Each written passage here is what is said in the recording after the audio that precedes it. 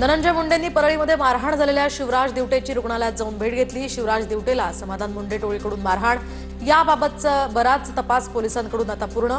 धनंजय मुंडेंची माहिती।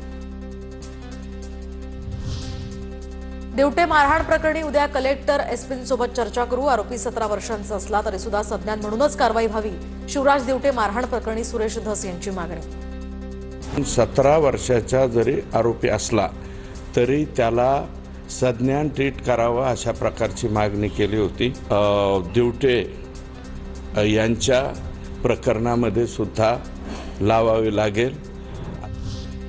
वाझे पुन्हा नोकरीत आला नसता तर राजकारणातले कटू प्रसंग टाळता आले असते। वाझेला नोकरीत घेण्याच्या निर्णयाशी अनिल देशमुखांचा संबंध नव्हता।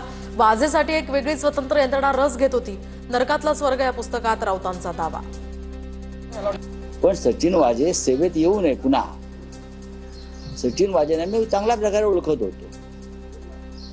ते नोकरीत येऊ नयेत किंवा त्यांना घेतलं जाऊ नये यासाठी मी स्वतः शरद पवारांना भेटलो होतो। साहेब, हे थोडंसं गडबडीचं होऊ शकेल।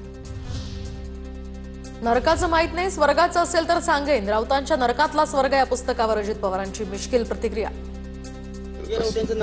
नाही, मी त्याच्याबद्दल काही बोलणार नाही। मला काही बोलायचं नाही। मी पुस्तक वाचलेलं नाहीये। मला नरकाचं माहिती नाही, स्वर्गाचं असेल तर मी सांगेन।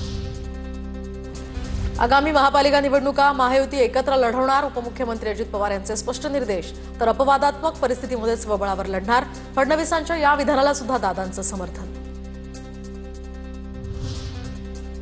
दोन्ही राष्ट्रवादी एकत्र येण्यासंदर्भात माझ्याशी कोणतीही चर्चा नाही। काका पुतणे एकत्र येण्याच्या चर्चांवरून अजित पवारांची प्रतिक्रिया।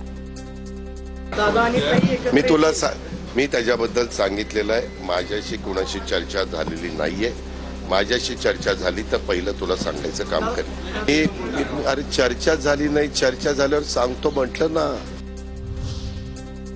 स्थानिक स्वराज्य संस्था निवडणुकीसाठी आता ठाकरे गटाकडून मोर्चे बांधणी। शिवसेना भवनात झालेल्या बैठकीनंतर जबाबदाऱ्यांचं वाटप। 19 जूनपर्यंत स्थानिक राजकीय परिस्थितीचा अहवाल सादर करण्याच्याही सूचना।